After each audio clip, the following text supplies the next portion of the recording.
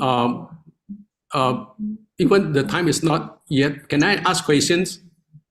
Yes, sure. Just 1 second. Prosím tě, Kubo, z mýho pokoje, tam mám vedle postele mám budíka, jo. Tady já na to nevidím moc, abych měl pojem o čase, jak dlouho je můžu učit a jak ne. Okay. Yes, please. Yeah. 法师啊, like suchness, the nature of the mind, and then the mind is the same thing, but the different term. Is Yes. that right? And Yes.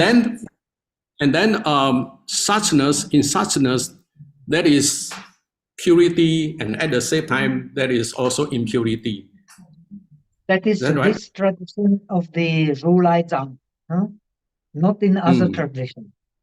If you study Xuanzang, if you study Tieshen meeting, if you study Yiqie Shikirun, according to this tradition, which Xuanzang has propagated in China, this suchness does not move. Suchness is always the same suchness. So,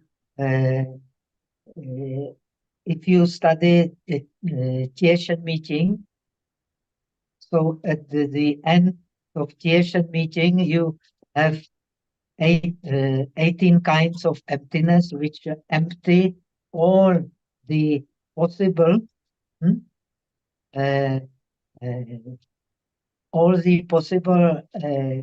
constructions of the mind. Inner, outer, even the suchness. It's not a concept. Suchness has to be an experience. So you have also emptiness of emptiness. Kung, kung. You have nei kung, wai kung, nei wai kung, and you have all kinds of kung to understand that in the kung there is nothing you can grasp. And the kung is always the same. The suchness is always the same. The suchness, Zhenru, is the non-dualistic concept of kung. Then Rulai in Sanskrit means Tathagata. Tatha means Ru. Lai means coming, but it also means going. The Tathagata is one who comes in suchness, in such, and one who goes in suchness.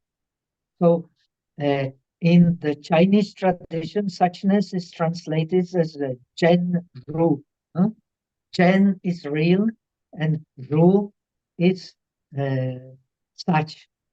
So the Zhen never ends, but this such always change, because when the mind has an object is an image, so when it holds the object, it is always changing. If it does not hold the object, then you cannot perceive its change. That's why in this tradition it's so important to understand what the impermanence is there as soon as you hold some object which appears in the mind, either from the mind itself, from the mental consciousness, or you take some object outside, like a color or like anything. So once you attach the mind to an object, so the mind starts to move. But the real nature of the mind, the Zhen, is not movement. The movement is Ru, but when there is an object. So just like example of the mirror remains the same. But when there is the object, so it becomes Ru. It just reflects the object as it is, without a judgment. And that mind, it is very important to realize. It does not mean we should not think. This is a completely wrong idea. We should think in the terms of Ru. So the true mind does not change. That which changed is just reflected in the mirror of the mind. So it becomes like the mirror. But it is neither same as a mirror nor different from the mirror. Just like the form and the shadow, they are neither same nor different. We cannot say that the shadow is different from the form. We also cannot say that form is the same as the shadow. They are neither same nor different, right? Similarly, the non-dualistic meditation is the function of the mind is to reflect the objects as Ru, as they are. Because one who judges is the the manas. And the manas is, we will learn today, and we have started learning last lesson, manas is the continuity of the mind. And this continuity of the mind defines how we observe the objects. So because we have a different continuity of the mind, we pay attention to the objects in a different way. But when we become real bodhisattvas, yoti bosa, when we become realized bodhisattva, like Master Xu Yin, so what will happen? We don't attach to any object, we just reflect whatever object arises as not really arising. Wu so ju shen qi xin. When Huineng heard this, so he got realized. Or nei putung xin, why hu ju xiang. We don't hold anything inside and we don't hold anything outside. We just let it reflect in the mind, which is always true. That is a mirror mind, the empty mind. And whatever form appears in the mind is Ru. It's like the mind, but like is cause and effect is the neither same nor different. The cause is neither same with the effect nor different from the effect. So what is important to understand is that whenever the mind moves, it never loses its true nature. So even when we think, the mind cannot lose its true nature. It is because of our ignorance that it looks like the mind which moves is different from the mind which is true, which does not move. Now, we practice according to this tradition of the Tathagata Garbha, the metrics of the Tathagata. In this tradition, as opposed to Xianzang tradition, the suchness perfumes the ignorance, and ignorance perfumes the suchness. When the suchness perfumes the ignorance, we understand that when the mind moves, it never can lose its nature. When the ignorance perfumes the suchness, so we we identify with this impermanent mind, which holds to the object as being really there. But in this tradition, that which is there is the mind, and the objects are the objects of the mind, because the objects of the mind are the images. So in Sanskrit tradition, also in Chinese tradition, in English, very difficult to translate.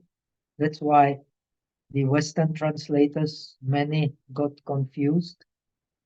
This term nimitta or xiang,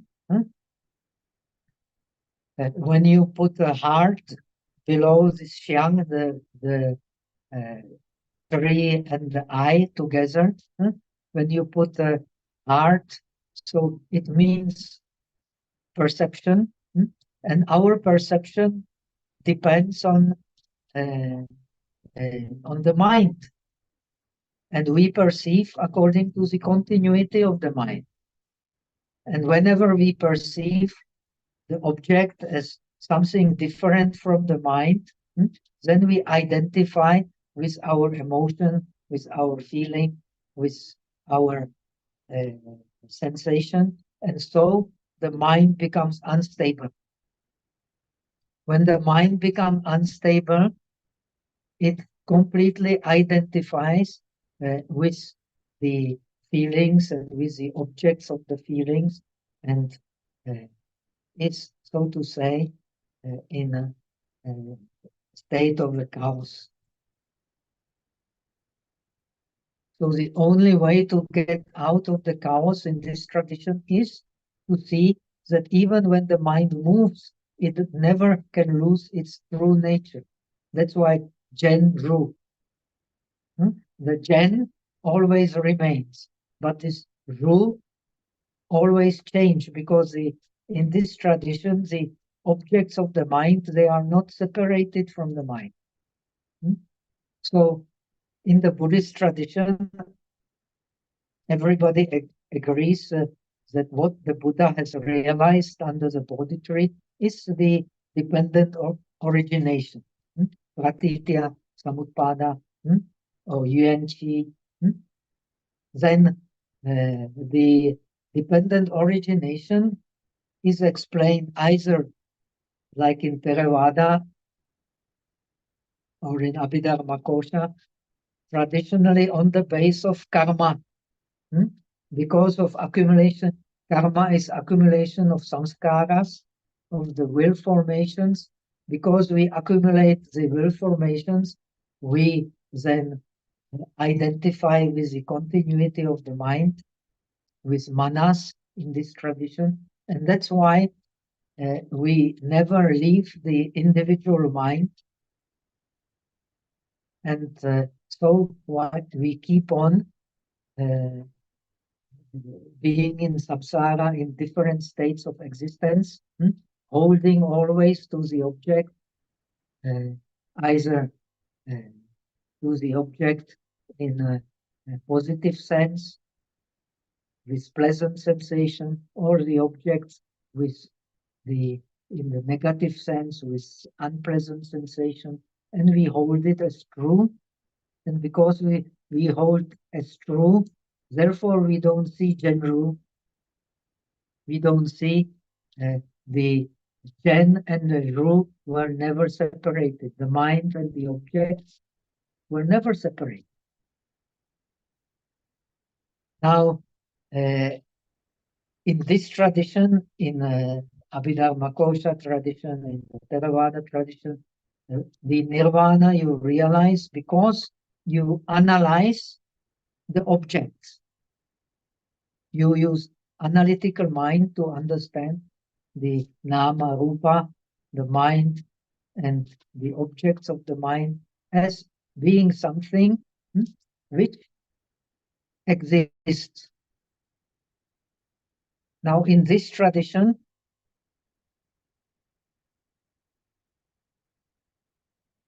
everything is mind. The only thing we can know is there is mind. But this mind is not like the founder of modern philosophy, Descartes. He thought that I think, therefore I am. The mind is not I. The mind is a process not separated from the nature of the mind, which never moves. In Theravada tradition, the mind is a process. In this tradition, the mind is not only the process, but it is the true nature, the gen of all the phenomena. So you have interpretation of the dependent origination based on alaya, which is Yiche Shatilun, Yogacara, Bhumi Shastra, which is the Kieshe Mijing, which I have translated into Czech as untying the knots. This tradition is based on alaya. Because we have alaya, we have the mind which dwells in the world. Therefore, we are unable to transform our mind into suchness. So the practice in this tradition is a practice of transformation mind into suchness, into emptiness, which is its true nature. And this emptiness is always the same.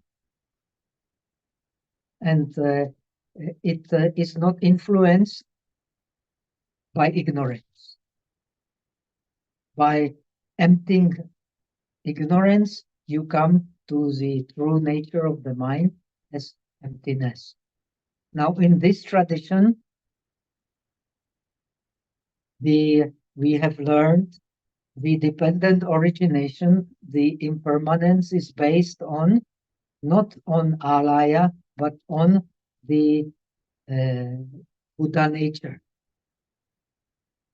which is called the womb of the Tathagata. This womb of the Tathagata is always true,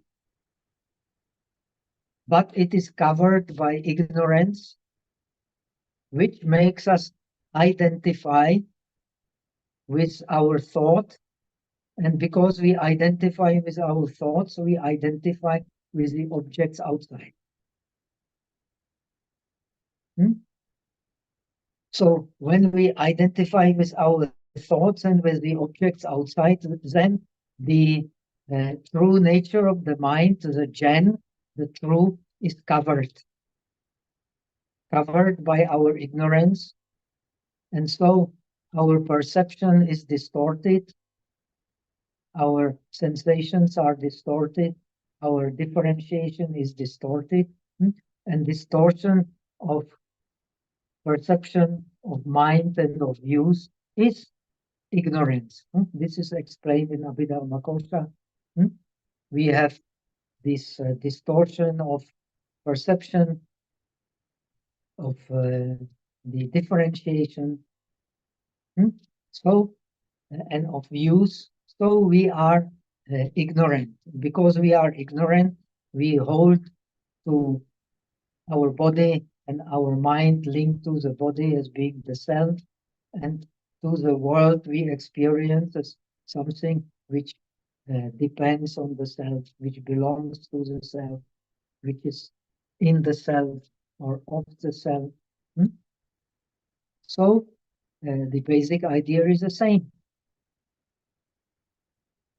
The identification means upadana, because we have upadana aggregates, upadana skandha, wuchuyin. So we keep on being in different states of existence as long as we hold to the 5 aggregates. This is common to all Buddhist teachings.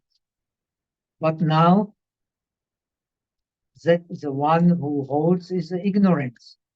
And ignorance is not something which exists. Ignorance is also dependent origination. And it is dependent origination based on identifying with thinking. And because we identify with thinking, we identify with the objects outside. So objects outside define our thinking. We take the thinking as something real, and the thinking against perfumes or covers the true nature of our mind. And so our mind becomes unstable and identifies with thoughts. So in this tradition, the impermanence arises from the Buddha nature itself, and it is not different from the Buddha nature itself. But the Buddha nature never changes, and we identify with the impermanence which has perfumed the Buddha nature because of our ignorance. So the aim is to understand them together. So we are the mixture of ignorance and the suchness. When we make progress in meditation, suchness will perfume the ignorance so that it will reveal itself and continue revealing itself. If we don't meditate on Buddha nature, which is covered by ignorance, then the ignorance will cover the Buddha nature, and the result will be that we identify with our distorted perception, with our distorted differentiation, and with our distorted views. Because according to Buddhism, distortion means we take that which is impermanent as being permanent, that which is not happiness as being happiness, that which is not self as being the self, and that which is not pure as being the pure. But the only thing in this tradition which is permanent, which is happiness, which is the self, and which is pure, that is this suchness, which is the true nature of the mind. So you start from the opposite, from the effect, you come to the cause. Normally, you start with the cause and come to the effect. But here, you have to understand the effect to understand the cause.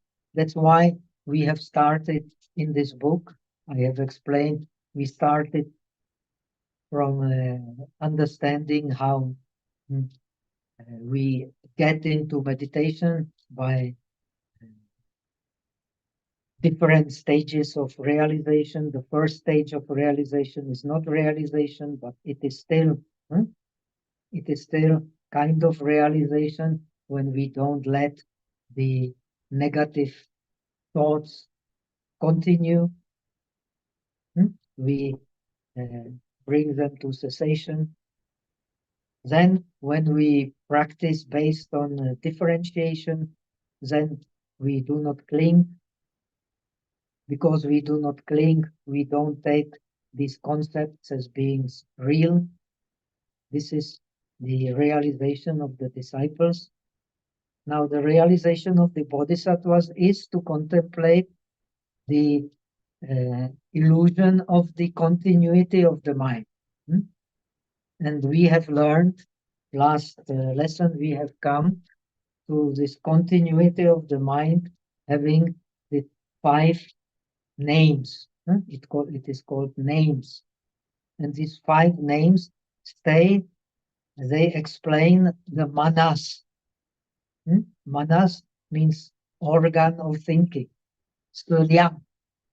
Suryang is explained as manas.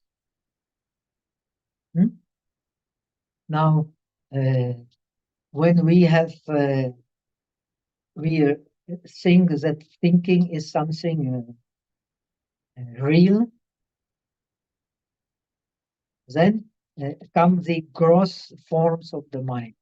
When we, from the very beginning, understand, it has been explained in the scripture before, we go through it again, that the thinking is illusionary,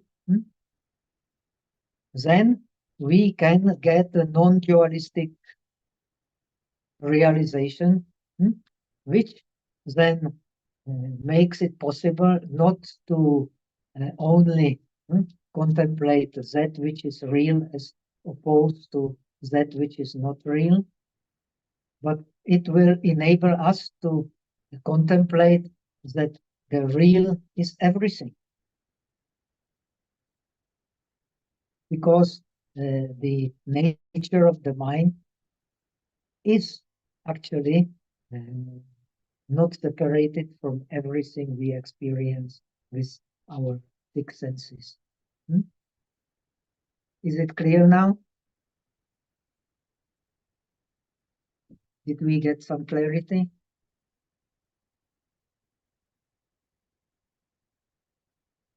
These are very important concepts which one learns step by step, and then if one has learned them,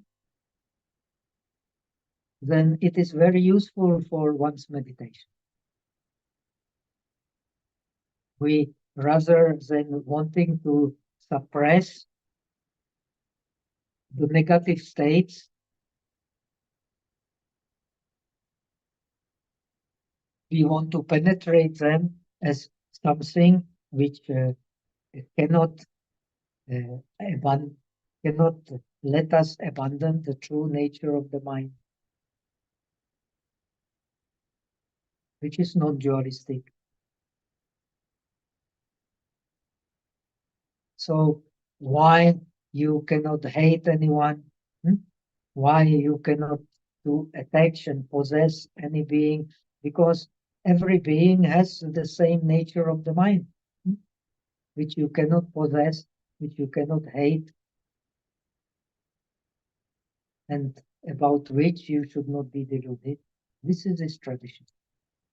And that is a base for Zen, for Chan, that is a base for Yunman, Dzogchen, Mahamudra, Dayin, and the Tantric tradition, and all schools of Chinese, important schools of Chinese Buddhism, they accept this concept of the Rulai Zhang, of the metrics of the Tathagata, being the true non-dualistic nature of the mind, being the Zen, which never is left even in the state of ignorance.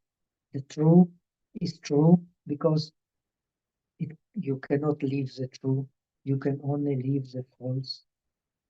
And false is the ignorance. And the ignorance has no base in reality. This is this tradition.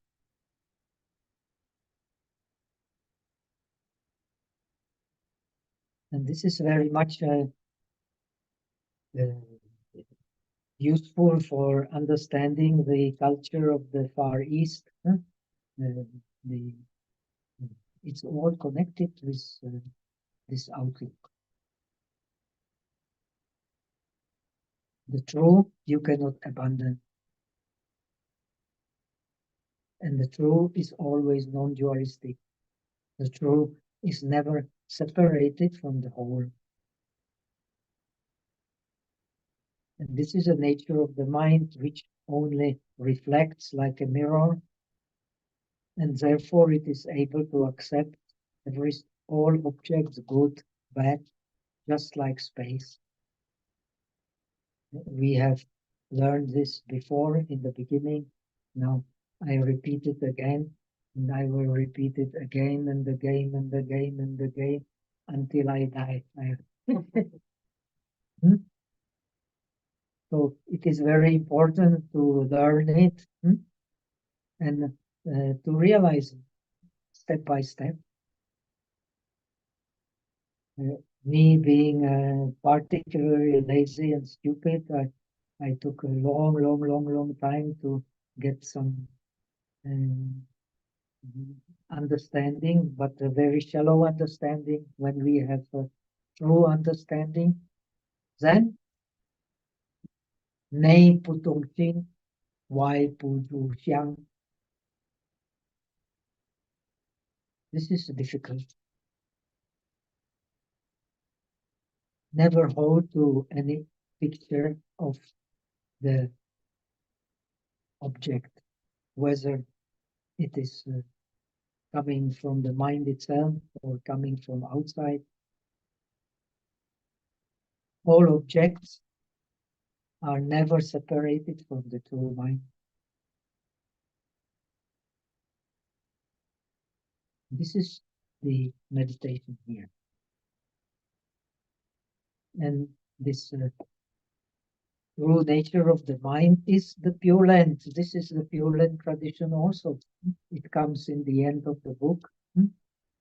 If you cannot get there by correct reasoning and meditation, then use the Amitabha as a skillful means to understand that your nature of the mind is a Pure Land. You cannot abandon your nature of the mind. So this meditation is on the nature of the mind, which is always the same, which is the natural Buddhahood, covered by ignorance, which has no real abode.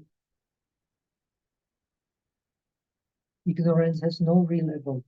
So, and this is very useful for daily life, for our attitudes. Because when we identify with our own ignorance, we also identify with the ignorance outside.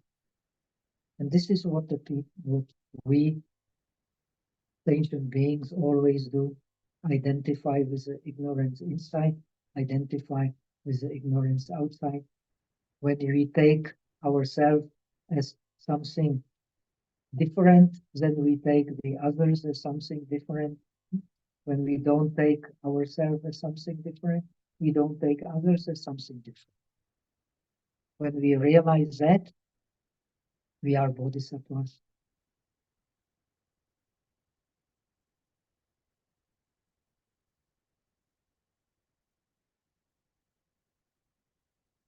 So now Agus is there. Yes, Any Pastor. question? Do you have any questions? Yes, Pastor. I try to read the text with a different translator, and then Lusthaus. I have not yet gone through this Lusthaus translation because recently I have been quite busy, but I will go through it slowly. This Lusthaus, he also taught in Kathmandu, and I know him.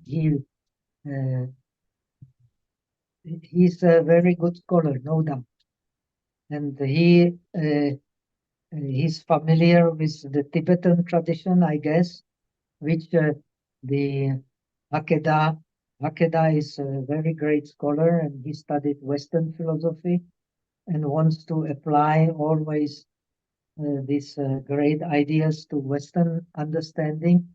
But I think Lusthaus does not do that. Lusthaus, he is a Westerner and tries to understand the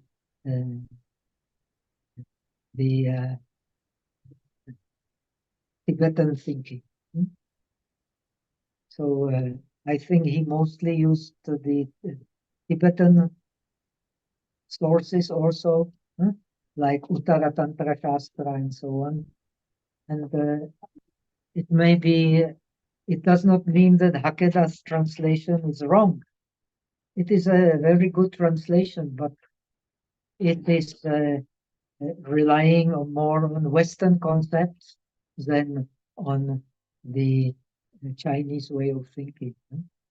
That makes it kind of accessible more to Westerners, but not so clear to those who have been trained in Chinese way of thinking. Pastor, you frequently mention that we study and we learn about from the beginning to the end, and then from the end to the beginning, and then again from Yes. the beginning to the end, etc. And then I found in Wikipedia, related also the text, there's Fasang as a great commentary of this text. And then I found out in Wikipedia also about causality. They mentioned that Fasang did not really believe in linear causality. Instead of Yes. it's a kind of It is Huayan, the Avatamsaka. Actually, according to this Avatamsaka school, the Huayan school, the Ashwagosha was the first patriarch of Huayan. So this is very interesting. So the time, as Nagarjuna tried to prove logically, similar, if I'm not wrong, to Parmenides, that the time does not really exist. The time does not exist. The time is the mental construction. And based on this is practically, when you read the Huayan Jing, it brings you from the very beginning, it brings you into this timeless dimension. And the Sudhana, the hero of this book, he is kind of entering step by step this timeless dimension, and that is a practice. And it also mentioned about retro causality. Do you have any comment about it? Which causality? Retro causality instead of linear from the beginning to the end. The causality is inverse. The end affect the beginning. Well, yes, it is the Hawaiian philosophy. It is, okay. And in this tradition, we have seen the attaining the Buddhahood is coming back to the beginning, and the beginning is the even Vasubandhu is teaching in the Chengshilun, in Weisha Sanshya Song, that the true understanding of mind only is the privilege of the fully enlightened Buddha. Even the enlightened bodhisattvas did not yet come to the beginning.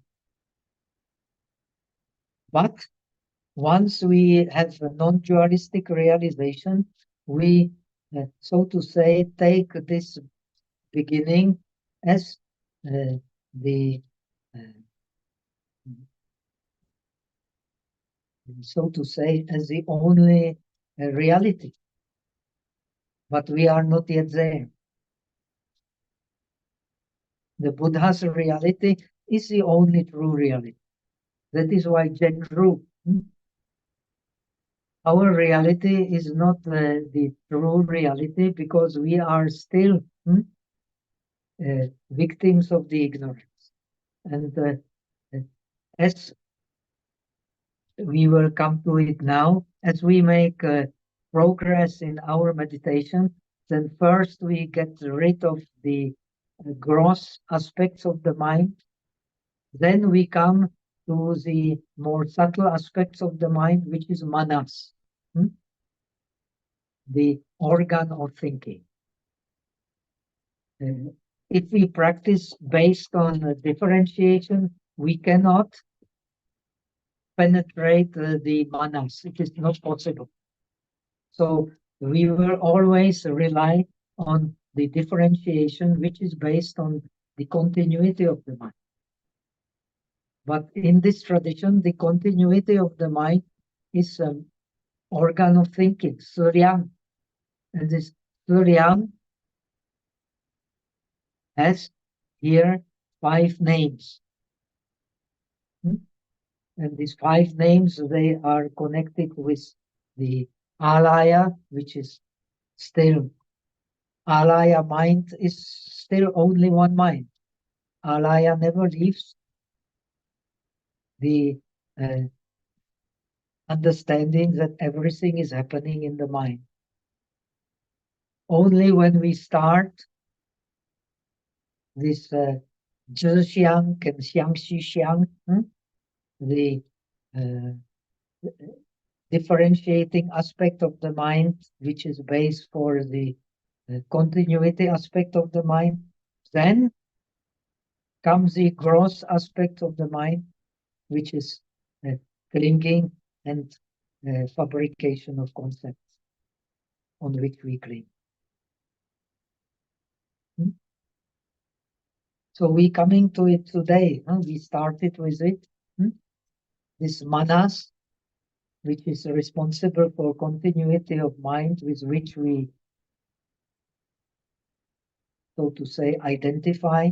We always identify because we are not realized bodhisattva, which is our continuity of the mind. To break this continuity of the mind, we have to use the subtle mind. And to that subtle mind, we have only access when we penetrate the falseness of vijnana. So we have learned that the mind is a development, evolution. First, the true nature of the mind evolves into the most subtle aspect, which does not leave the true nature of the mind itself. That is alaya. Then alaya evolves into manas, which is responsible, the organ of thinking, which is responsible for the continuity of the mind. And manas evolves into vijnana.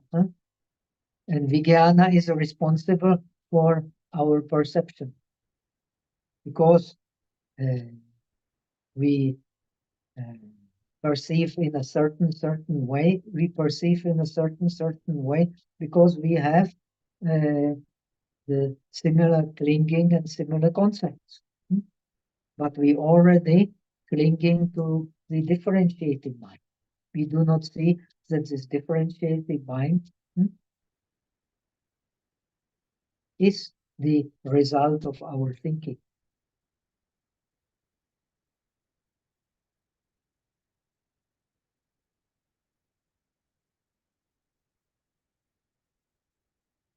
So that is what we have been learning. Because we don't understand this process of evolution of the mind from alaya to manas, from manas to vijnana. So we do not understand the continuity of the mind. Because we don't understand the continuity of the mind, we identify with the differentiating mind, with the discriminating mind, many names mentioned to show us that this mind is not real. This discrimination is not real. It is based on the organ of thinking, which is the continuity of the mind. And the continuity of the mind never leaves the true nature of the mind. But this only the realized bodhisattva can understand. This is this tradition.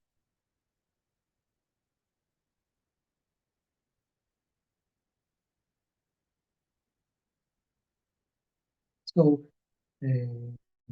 our thinking, so to say, even good thinking, bad thinking, is always based on the continuity of the mind which we do not see.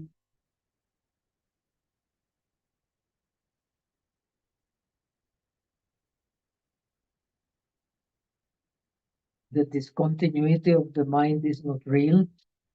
We have to become non-dualistically realized. And then we become the Bhumi Bodhisattva, the real Bodhisattva. The real Bodhisattva never leaves the true nature of the mind. Everything is experienced in true nature of the mind. Then, as the Yogacara Bhumi Shastra explains, then he slowly perfects his vision until he goes beyond identification with the images. Then he can create images according to his will. And that is also, this idea is also based for Tantra. Rather than just perceiving the world, we, through perception, we transform the world into pure light.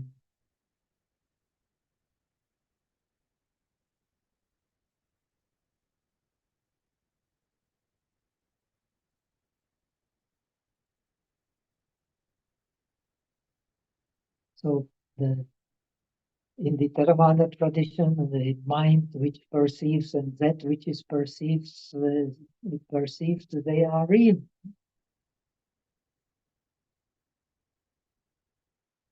Now, awakening of faith in Mahayana.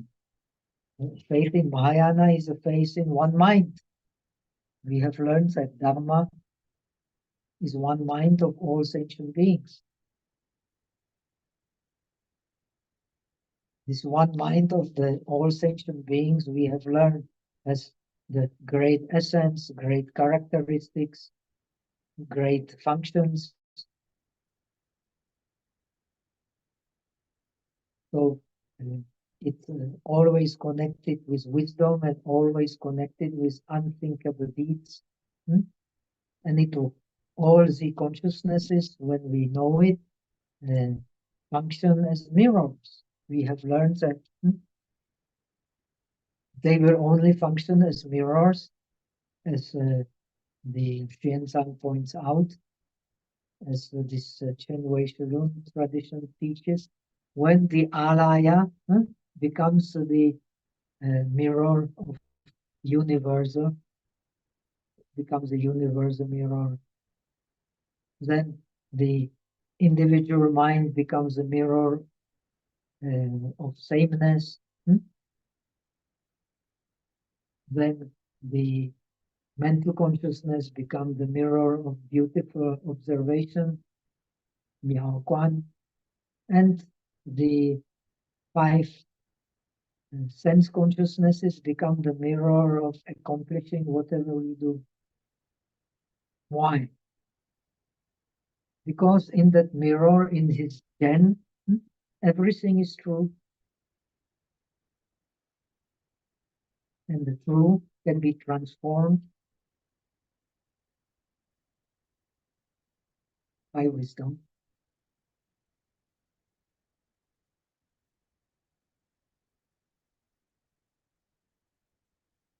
And realized by wisdom.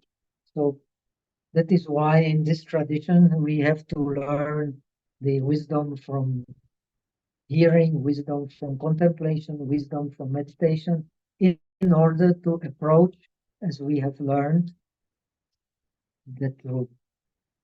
Otherwise, we will not understand the truth. And the truth is, we have learned that when we understand that the thinking, in our case, which is based on real existence of mind and real existence of the objects of the mind, has no base whatsoever. Because the thinking has no base whatsoever. Therefore, the key to understanding the non-dualistic nature of our experience is non-thinking. But non-thinking does not mean that we do not think. The non-thinking means that we are fully present in all states of mind. So for that, this tantric tradition is very wonderful. We should learn how to be present even in dreaming, in states of all states of the mind. They are product of this same one mind. So even in a dream, we should cultivate awareness. In whatever we do, we should cultivate awareness. And awareness is a synonym of wisdom. And awareness transforms the mind into the Pure Land.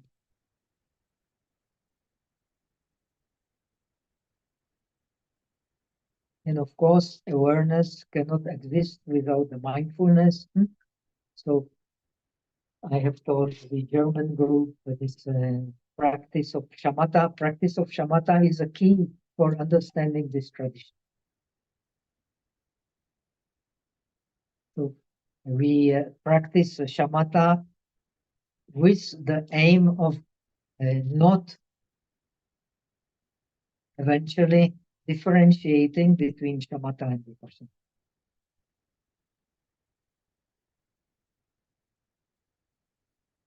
When we differentiate between shamatha and vipassana,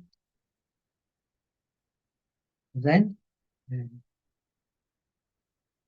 we can realize, based on non-clinging and non-reliance on the concept, it is wonderful realization. But this realization is still not a complete realization in the tradition of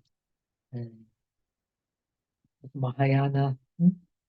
As the Lotus Sutra teaches, the realization of the Arahat is skillful means to get into the non-dualistic realization. There is no ultimately difference between samsara and nirvana.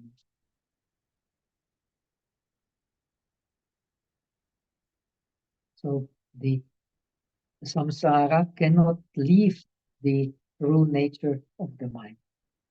And that is what is to be realized.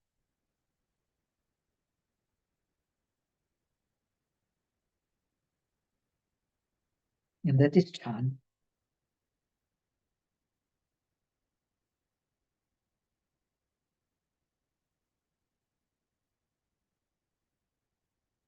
So in order to do things, we do not need to think. We have to be aware that when we are thinking, we tend to identify with thinking. When we identify with thinking, our true nature tends to be hidden. When we don't identify with thinking, our true nature tends to be revealed. It is, in fact, simple to explain, but not easy to do.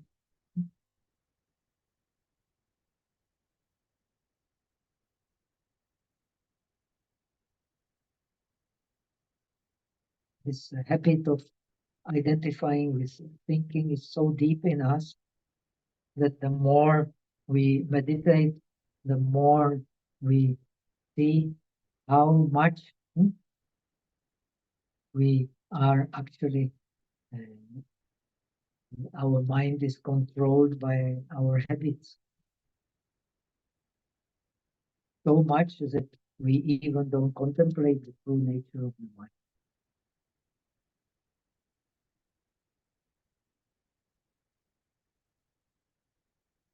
It gets lost completely. So first we have to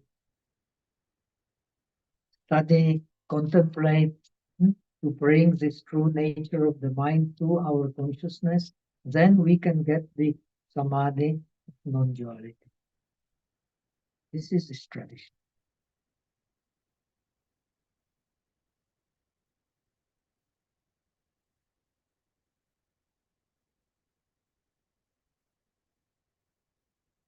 So shall we go to the text? We have only 40 minutes. Now, because I'm leaving, some friends came from Germany and some Czech friends, and they want to learn also. So let us go to the text and finish at least this part on the manas. Okay? Or is there any other urgent question dropping out?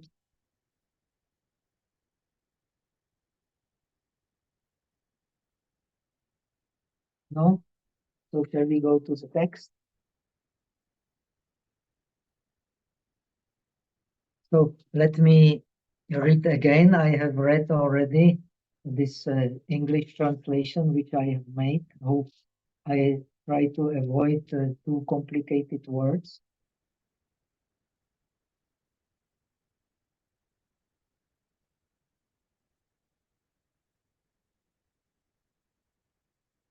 So this chapter which we have started explains the causes and conditions of samsara.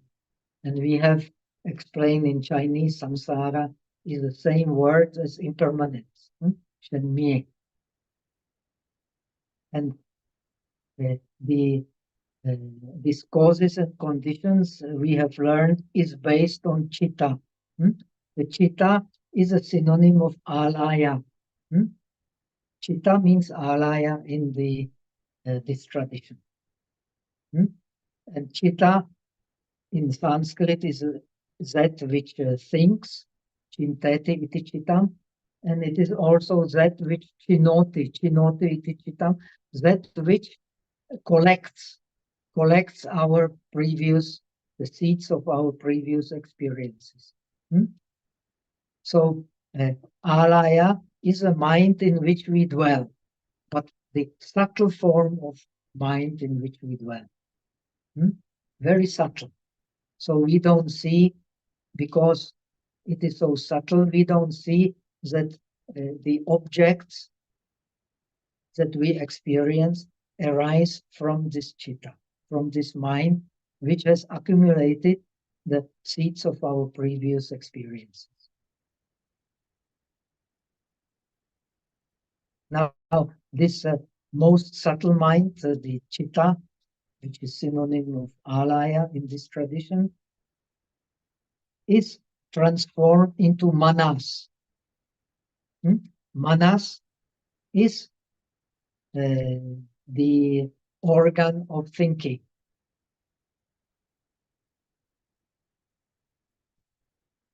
Manyate iti manas. It is that by which we think.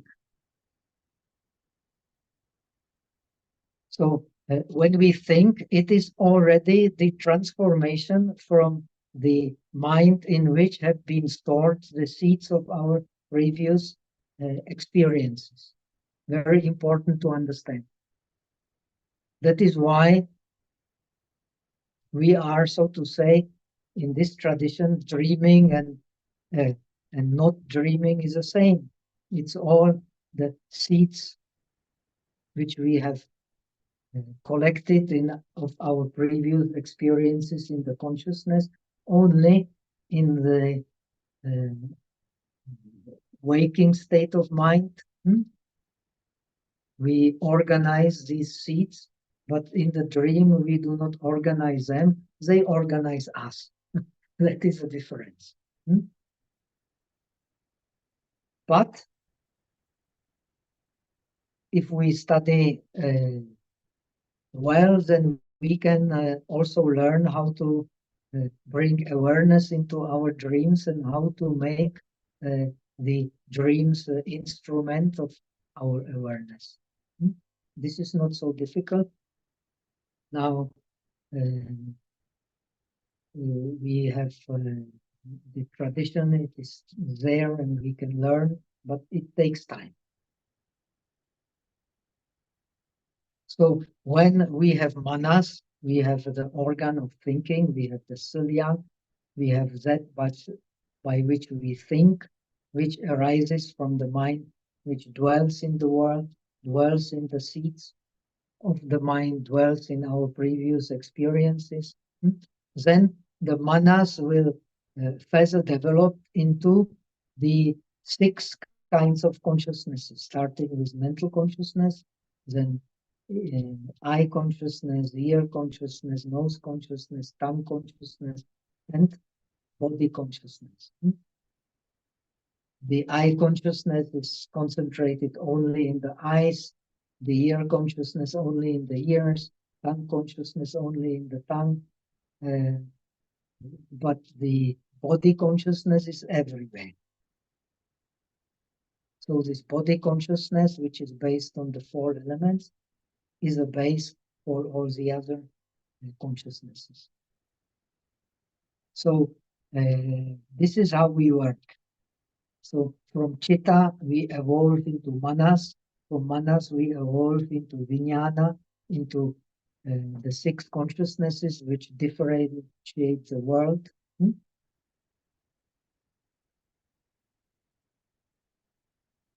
So that means, according to this text, I again repeat, we have repeated it last time, that means that the alaya, which is the base for our process of being in samsara, in impermanent mind,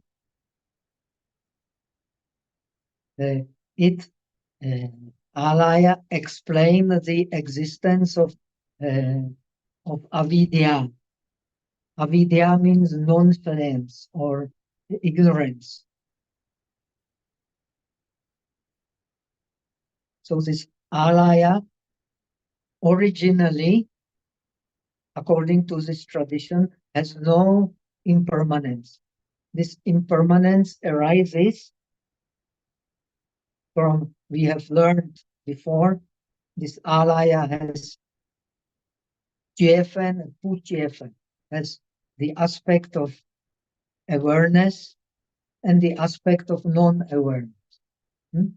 So because of our non-awareness, this Tathagata Garbha becomes, due to ignorance, becomes chitta, and due to further development of ignorance, the chitta becomes manas, and due to further gross development of ignorance, the manas become the 6 consciousnesses. So here we are, product of ignorance. So the Buddha explains the dependent origination starting with ignorance. But this ignorance is also not without causes and conditions. And whatever in this tradition is product of causes and conditions is not real.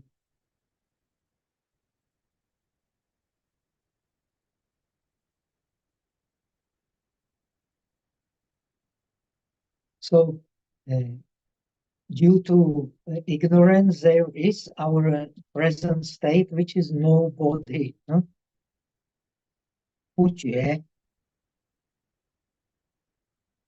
And when there is no body, immediately there arises this karmic consciousness, which differentiate between the perceiver and the perceived. men qian, men xiang. So the consciousness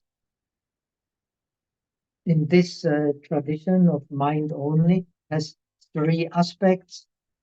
The aspect of knowing oneself, which is called Swasamviti in Sanskrit, Zichen in Chinese.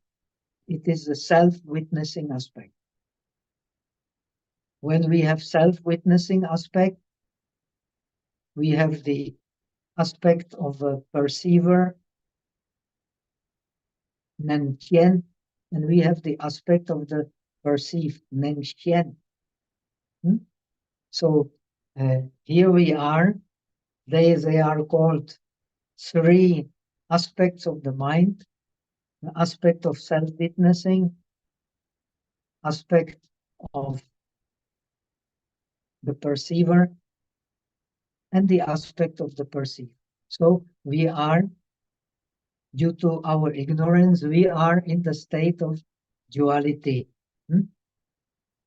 But this duality, we do not see that it comes from the mind itself. It does not come from outside, it comes from the mind itself.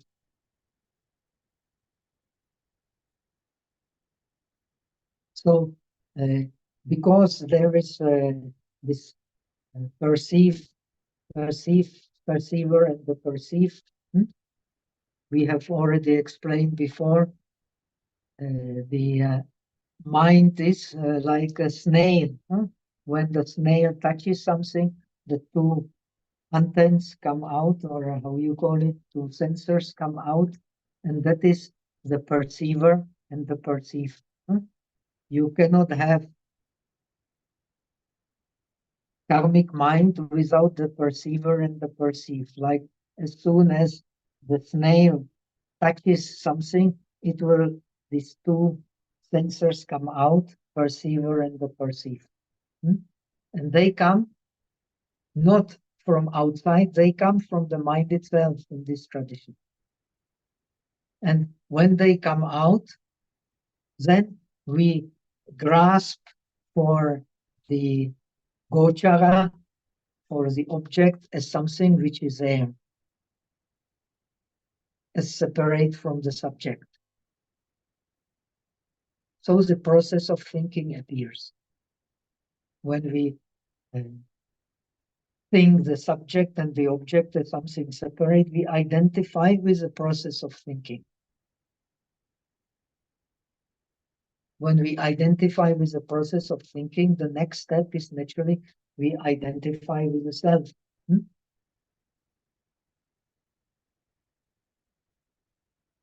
So this, because we think that the object is different from the subject, so we grasp from the subject, which gives rise to the continuity of thought. So this continuity of thought, we do not see that it comes from the mind itself, which has no continuity, which has no time.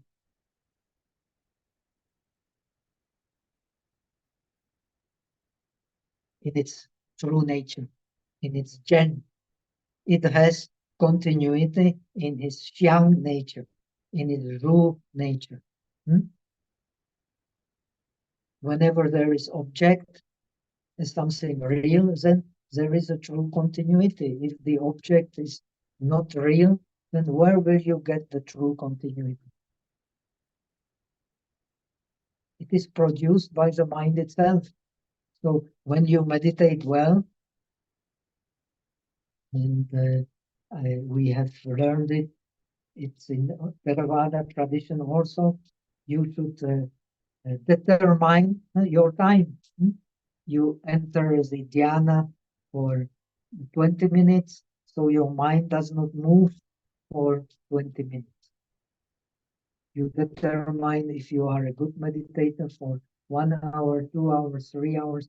The mind does not move for 1 hour, 2 hours, 3 hours. This is how you become cultivate the strength of the mind. The Buddha says you cannot, like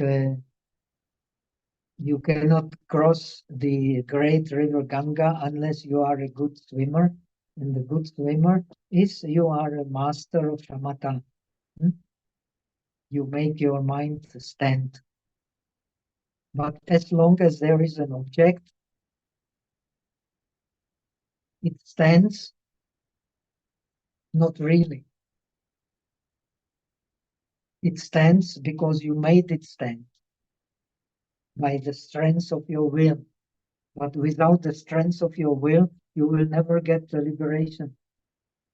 So this training in the dhyanas, which you undergo in the Theravada tradition, especially in the tradition I was trained, you cannot practice Vipassana without the dhyanas. So you cultivate the strength of the mind because you determine your mind does not move. But in Vipassana, you see that when there is an object, and you take that object as a real, and you cannot enter the jhana unless you take that object as a real. So that mind is impermanent mind. Whatever mind takes the object as a real is the impermanent mind, is the continuity of the mind. So as you may know, the Buddha has studied under two teachers, these absorptions, and supposed to be Samkhya teachers. But he was not satisfied, so he studied by himself. He practiced austerities for 6 years. He was not satisfied. Then he found under the Bodhi tree how to use the dhyana and the vipassana together. And here in this tradition, you start learning to use shamatha and vipassana also together by understanding from hearing, from contemplation, and from meditation. So the awareness you have to cultivate, and the awareness is inseparable, because we are not the Buddhas, is inseparable from the faith. The faith is the base for wisdom here. That's why awakening of the faith in Mahayana. And Mahayana is a one mind. There is no other mind. And the one mind is the origin of all the phenomena. And the origin of all phenomena is alaya. It is a mind which is already moved by karmic mind. Because there is karmic mind, there is a mind revealing the world according to the karma. And when the mind reveals the world according to the karma, then there is grasping to the object. And when there is grasping to the object, there is a continuity of the mind based on alaya. Alaya arises from Tathagata Gamba, from the nature of the mind. Then, based on the manas, on the continuity of the mind, comes the differentiating consciousness, discriminating consciousness, which is a base for our defilements and for our clinging to the views.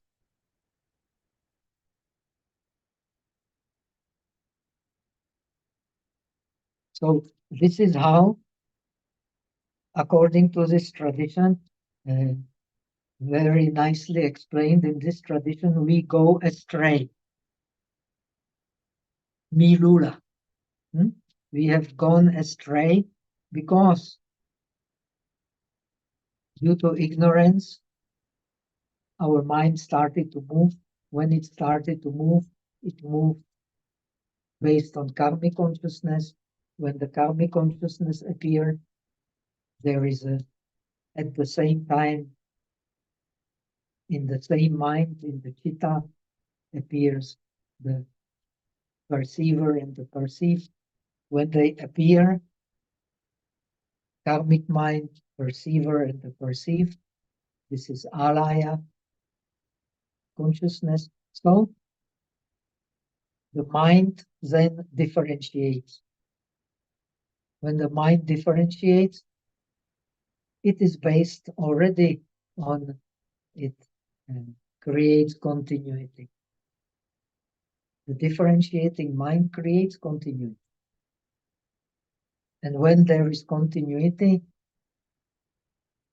and we take this continuity as something real, we start grasping. But when we grasp, we fabricate concepts. And when we fabricate concepts, we create, based on concepts, we create new karma and get a new bondage.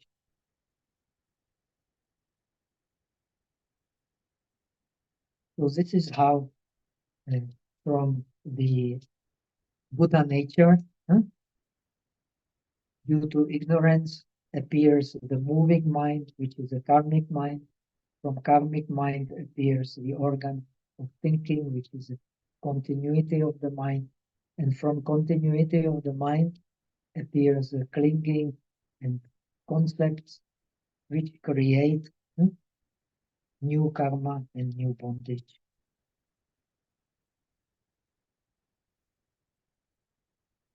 So here we are.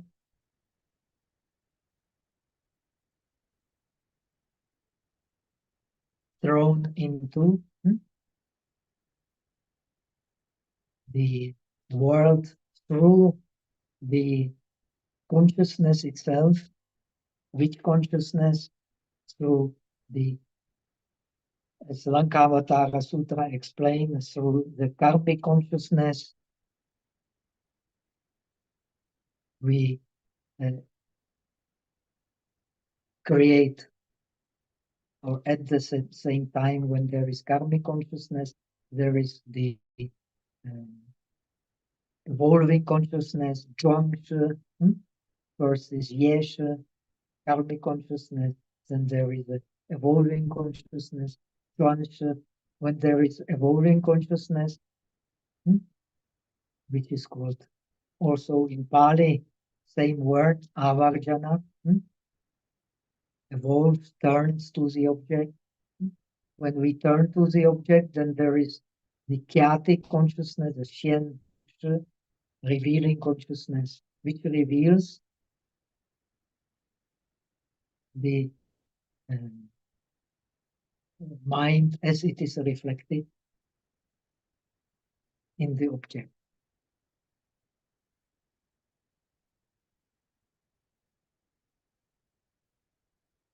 Then this continuity of the mind, which comes from the mind itself in this tradition,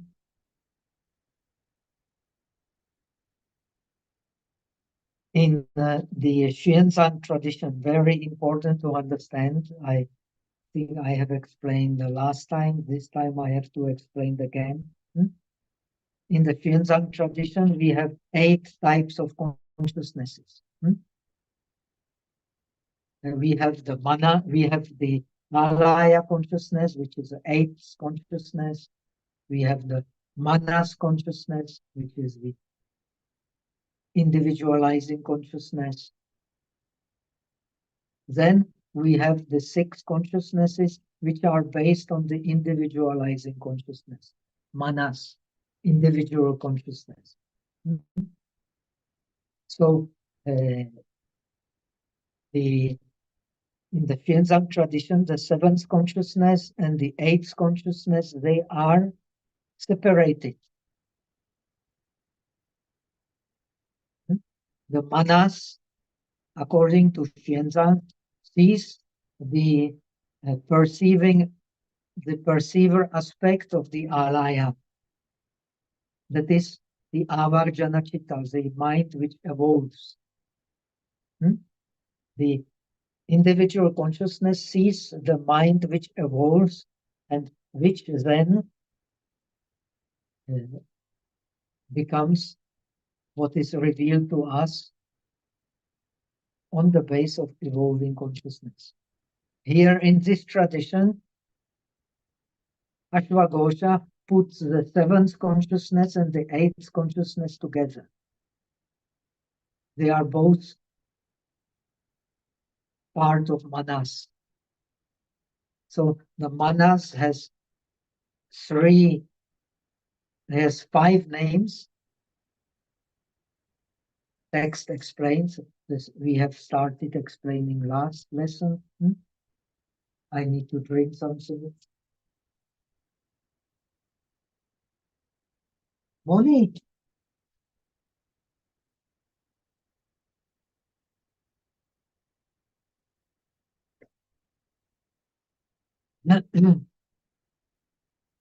So the eight consciousnesses, eight consciousness, they are the subtle aspects here of the manas. That is the karmic consciousness, the evolving consciousness, and the revealing consciousness. This also comes in the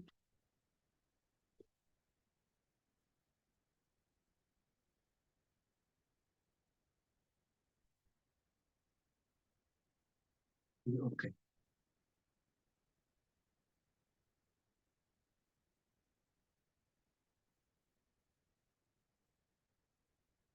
So these three aspects, three consciousnesses, they are the subtle aspect which we do not see. We do not see when the mind starts moving, it is a karmic consciousness. When it moves at the same time, it evolves. This is an evolving consciousness, and when it evolves, it reveals pictures, which is kyatik, revealing consciousness. We don't see it. It is very subtle. When in a very advanced state of non-dualistic realization, we start to see it. Then the mind stops.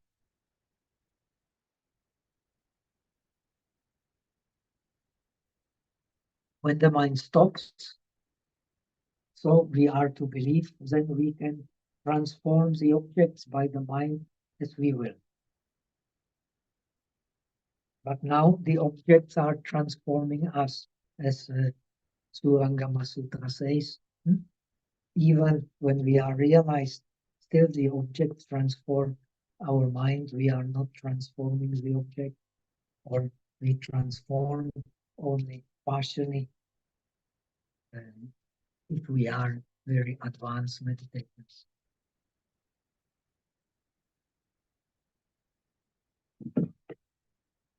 When we can transform the objects, we can also transform the sensations.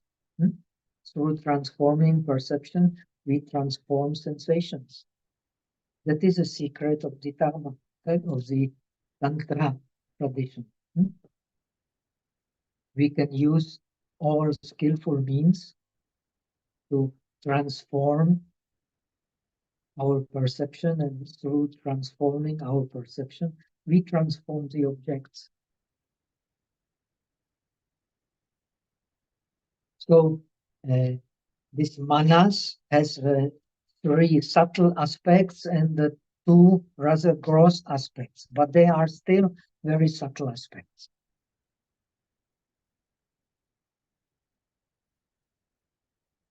So we have explained it last time. We have the karmic consciousness, when the mind starts to move, whose nature is not movement, it is due to karmic consciousness.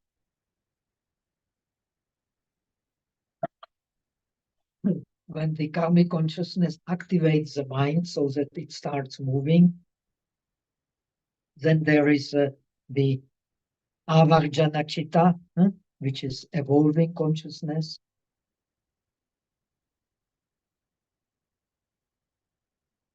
When as soon as the mind starts to move, it evolves. And when it evolves, it reveals objects. These are the three subtle aspects. Most important for us is this revealing aspect. But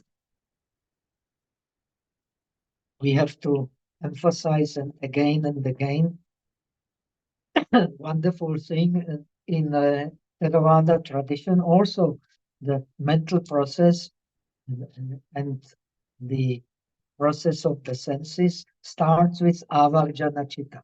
They call it avarjana chitta, which is evolving consciousness. As soon as evolving consciousness appears, the base of consciousness, which is in Theravada called bhavanga, which is a continuity of consciousness, that is the first consciousness with which we are born and the last consciousness with which we die. And that is also the consciousness when we have no object. Where is the mind? The mind is in the continuity consciousness, which, due to which we are here when we don't think, when we sleep deeply, we are still here. Where is the mind? In the root of the consciousness, which is called bhavanga, cause of existence. In a Mahayana tradition, it is called alaya, the abode of consciousness. As the Dhammapada explains, the consciousness has no abode. This abode we have created by our karma consciousness, revealing consciousness, which appears due to the evolving consciousness. Now we have the revealing consciousness, revealing mind, that reveals all objects as a bright mirror. So, in other words, it reveals the pictures, it reveals the forms.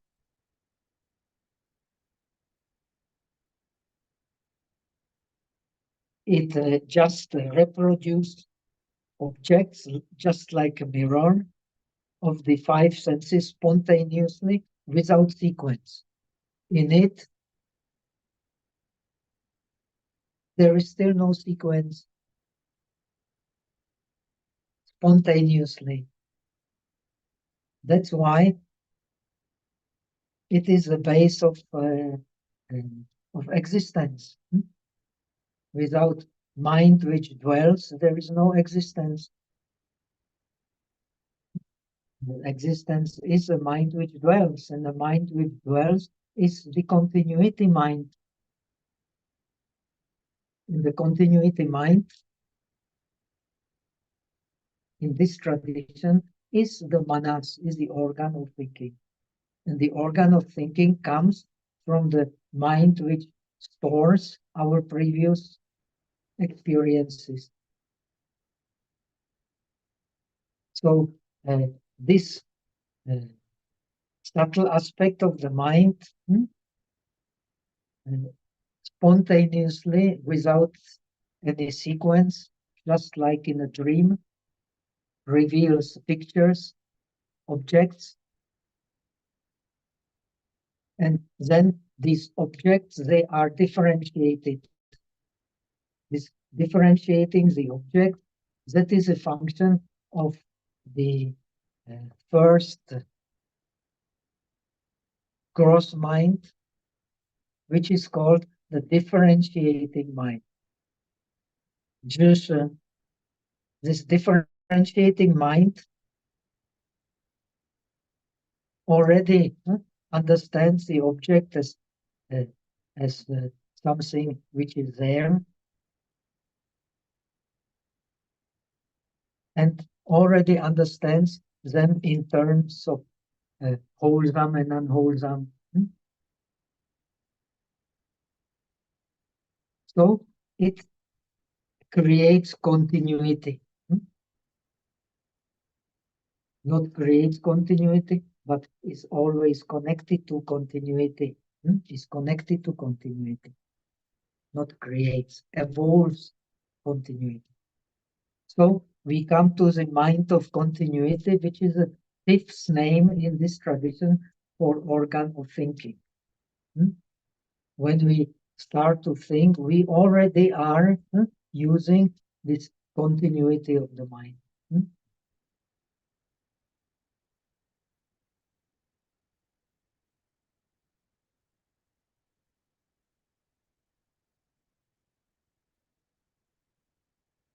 So this mind of continuity, it continues through the images and memories, which appear spontaneously, like in a dream, which are, when they appear, there is already this differentiating mind, because some dreams we like, some dreams we don't like. So when we start to thinking, there is already a function of memory. The perceiving is base for memory. When we don't perceive, we don't remember anything. Without a perception, there is no memory. That's why in Chinese, the perception is the heart under the object. Object means tree, and the I as being something that exists together. I can be outer eye, the mamsa chakshu, the flesh eye, but can be also the inner eye, can be also the wisdom eye. When there is an eye, there is an object. And when there is an object, there is differentiation. When there is differentiation, there is continuity. And when there is continuity, there is memory. This continuity stores immeasurable past.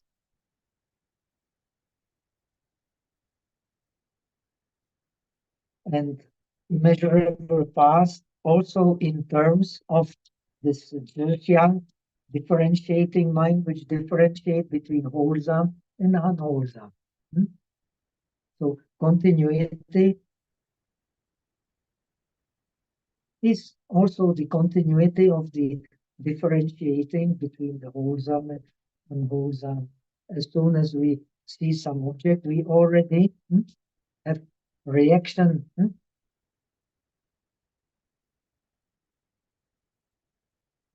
This is good, this is bad, this is what I want, this is what I don't want, this is pleasant, this is unpleasant.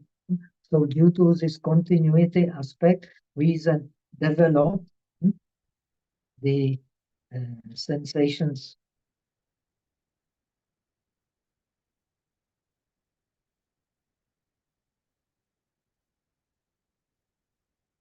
So because we develop these sensations, we then easily, they turn into the liking of the self and disliking of the others. This is also method of continuity of the mind.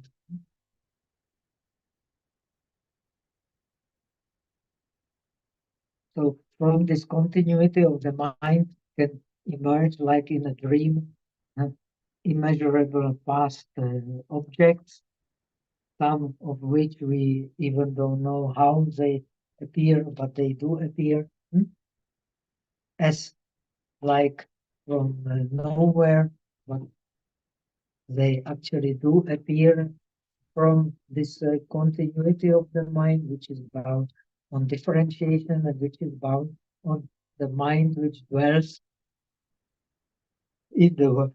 Yeah. Mind which dwells in the world is the karmic mind together with a perceiver and the perceived. So this continuity of the mind can ripen in resultant pain or pleasure, and it can bring to our consciousness suddenly all kinds of objects, pleasant and unpleasant. And so when we understand it, now already the time has passed, when we understand it, we understand that the triple sphere of perception, perception based on five senses, perception based on subtle forms, perception based on non-forms, is an illusion made by consciousness itself. 三界虚伪伪心所作. We always recite in China, in the ceremonies. So there are no objects of the senses separate from the mind. This is very important to understand. That is why the suchness is called Genru. It is that which is true, but that which is true is always, as soon as object appears, starts moving when we cling, when we grasp the object, because we don't understand the object comes from the mind itself, from the continuity of the mind. We grasp for it as if it were real. And from that comes what we are going to discuss in the next lesson, comes these gross aspects of the mind which evolve from the continuity of the mind, that is the grasping mind, the mind fabricating concepts, and due to the concepts we create a new karma, and due to karma we create a new bondage. So that we will discuss next time, and please put it together with the understanding of the process of meditation from the end to the beginning. We start with the gross to get to the subtle. Now we have started from the subtle to come to the gross. And now we are still in the subtle, these five aspects of the mind which evolve from actually from the moving mind, from the karmic mind. They are still very subtle. And because they are very subtle, we do not see that this continuity of the mind is not real. So we identify with the six consciousnesses as something objective, not individual. And so we discriminate. We either discriminate based on the reasonable assumption, or we discriminate based on very unreasonable assumption, which is mostly the case. So let us transfer merit for the benefit of all sentient beings. May we all realize the true nature of the mind.